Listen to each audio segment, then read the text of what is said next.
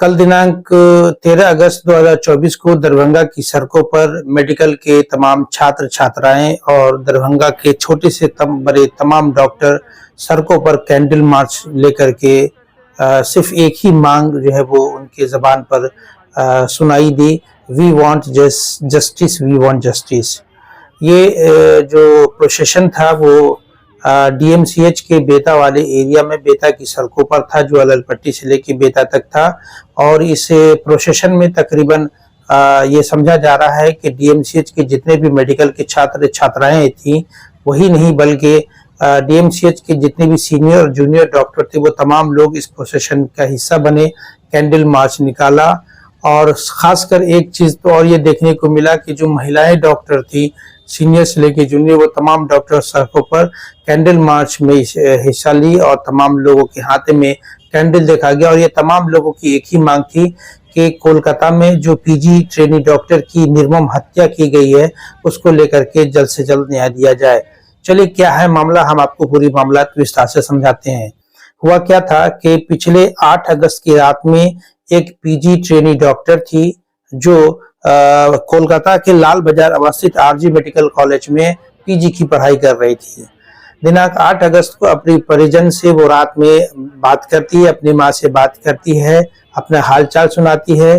Lady trainee जो doctor थी, उनसे उनकी माँ ने जब पूछा कि बेटा तुमने खाना खा लिया है, तो उसने बाज़ाब्ता बोला कि माँ अभी खाना खाने का समय नहीं हुआ है, मैं अभी राउंड पे जा रहा हूँ। राउंड का मतलब कि वो डॉक्टर मरीजों को देखने के लिए जा रही हैं। अच्छे ढंग से माँ बेटी में बातचीत होती है। उसके बाद थोड़ी देर के बाद अचानक उनके परिजन को ये फोन किया जाता है कि ये आप लेडी डॉक्टर के माता पिताजी बोल रहे हैं। तो उनके पिताजी ने कहा कि हाँ मैं उनके पिता बोल रहा हूँ, तो आपकी बेटी की तबीयत खराब है, जितनी जल्दी हो सके आप मेडिकल कॉलेज पहुंच जाएं।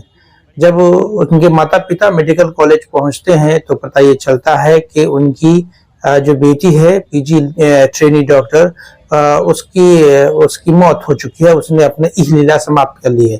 हालांकि काफी शौक रह गया उनके माँ बाप की ये जान करके कि उनकी बेटी ने अपनी इहलीला समाप्त कर ली। ऐसा हो नहीं सकता है, क्योंकि बीती रात ही उसकी माँ बाप से बातचीत हुई थी और अच्छे मूड में, अच्छे मिजाज में बातचीत हुई थी। और इस तरह से अच्छे मिजाज में बात करने वाली लड़की भला अपनी इहलीला कैसे समाप्त कर सकती है। जैसे ही वो हॉस्पिटल पहुंचते, आरजी मेडिकल कॉलेज पहुंचते हैं, पता ये चलता है कि भाई उसकी लाश पड़ी हुई है। क्या है मामला, चलिए विस्तार से आपको समझाते हैं। बीते 8 और 9 अगस्त की रात में एक आरजी मेडिकल कॉलेज है, उसमें एक प्रोग्राम था। उस प्रोग्राम में तकरीबन रात के 10-11 बजे तक वो लेडी ट्रेनी डॉक्टर अपने कई सहयोगी के साथ गपशप करके वो ये कहकर के वहां से अपने रूम में चले गए कि मैं आराम करने जा रही हूँ। सुबह में 9 अगस्त की सुबह में उसकी लाश छत विचत स्थिति में मिलती है। यानी कि जो प्रत्यक्षदर्शी हैं, जब उनके बॉडी को देखा तो शरीर के कई अंग उसके कटे हुए थे, नग्न अवस्था में थी वो, और हर पार्ट से जो है वो ब्लीडिंग हो रहा था, प्राइवेट पार्ट से ब्लीडिंग हो रहा था। गर्दन में के हड्डियों को तोड़ दी गई थी। छत विचित स्थिति में उसकी लाश मिली।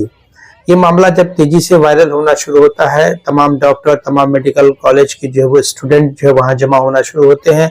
सरकार से न्याय की मांग करते हैं कि जो इसकी जो अपराधी उसकी गिरफ्तारी, उसको फांसी की सजा दी जाए। वहां पे मौजूदा जो सरकार है कि स्टेट में, वो तृणमूल कांग्रेस की जो वो सरकार है, ममता बनर्जी वहां की मुख्यमंत्री है, क्विक एक्शन लेते हुए वहां वो एसआईटी का गठन करती हैं। एसआईटी की टीम जब वहां जांच में पहुंचती है तो अपना जांच शुरू करती है। सबसे पहले जांच का जो तरीका होता है कि सीसीटीवी फुटेज को खंगाला जाता है। उस सीसीटीवी फुटेज में तकरीबन 4 से 5 संदिग्ध लोग दिखे। जब एसआईटी की टीम ने जो है वो इसकी जांच पड़ताल शुरू की और वो तमाम 4-5 जो लोग थे उनसे जब बातचीत की, तो उसमें से एक आदमी जो है वो सस्पेक्ट जो है वो पुलिस को दिखा। असल में है कि जांच के दौरान जहां पे बॉडी पड़ी हुई थी वहां पे एक ब्लूटूथ था। वो एक ब्लूटूथ को एसआईटी की टीम वहां से उठाती है और उन जो लोग वो सीसीटीवी फुटेज में दिखे थे, उन तमाम लोगों को बुला करके ये वेरीफाई करती है कि आखिर ये ब्लूटूथ किस आदमी का है। वेरीफाई करने के बाद पता चलता है कि वहां जो है एक व्यक्ति है संजय राय नाम का, जो पुलिस कल्याण बोर्ड का एक सहायक है। पुलिस कल्याण बोर्ड एक स्वतंत्र बोर्ड होता है जिसमें एक आम सिविलियन जो है वो वहाँ पुलिस के सहायता के लिए वहाँ as a job as employ काम करता है। तो संजय राय को ये आज़ादी थी कि वो पूरे मेडिकल कॉलेज में कहीं भी आ जा सकता है, उसको लोग इस नज़र से कभी देख भी नहीं सकता था। तो वो जो ब्लूटूथ था वो संजय राय का था। पुलिस एसआईटी की टीम जो संजय राय को उठा करके कड़ाई से पूछताछ करती है तो संजय राय ने बहुत सारी बातों को स्वीकार कर लिया। संजय राय ने क्या बताया एसआईटी की टीम तो ये बता नहीं रही है, लेकिन जो जानकारी हम लोगों को मिली है उसके अनुसार संजय राय ने ही जो है वो उसकी हत्या की थी। और उसकी हत्या के पीछे का क्या कारण हो सकता है? संजय राय के मोबाइल को जब पुलिस ने खंगाला तो उसके मोबाइल में काफी पॉर्न वीडियो मिले, काफी गंदी फिल्मों के वीडियो उसमें मिले। यानी संजय राय के जब रिकॉर्ड्स को जो है एसआईटी टीम ने खंगाला शुरू किया तो पता चला कि संजय राय इसी नेचर का आदमी है, जिस लड़की को वो देखता है वो इसी निगाह से देखता है। वो उसने अपने फैमिली लाइफ में जो है वो कई शादियां कर रखी है, कई को उसने डिवोर्स दे रखा है। उनके चाल चलन जो है वो काफी अच्छे नहीं थे और पुलिस इस एंगल को भी वो इस घटना से जोड़ करके देख रही है।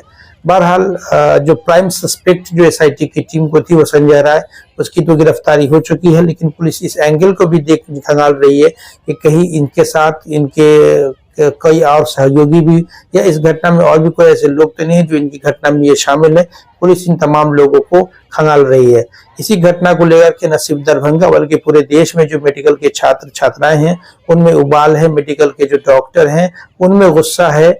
उनकी मांगे हैं कि तम जो है वो बहुत जल्द जो ये पीजी ट्रेनी लेडी डॉक्टर है उसको जो है वो न्याय दिया जाए, क्योंकि सबसे बड़ी बात यह है कि सरकार जो भी हो लेकिन ये सार्वजनिक क्षेत्र में जो काम करने वाली महिलाएं हैं उसकी सुरक्षा की गारंटी निश्चित तौर पर देनी चाहिए था।